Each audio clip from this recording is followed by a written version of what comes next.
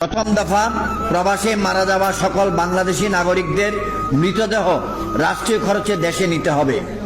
দ্বিতীয় দফা, প্রবাসীদের জাতীয় পরিচয়পত্র ও ভোটাধিকার চাই।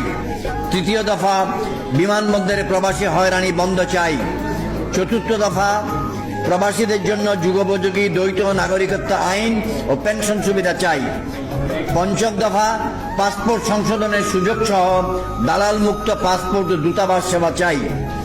ষষ্ঠ দফা, প্রবাসী সুরক্ষা আইন প্রণয়ন ও বাস্তবায়ন চাই।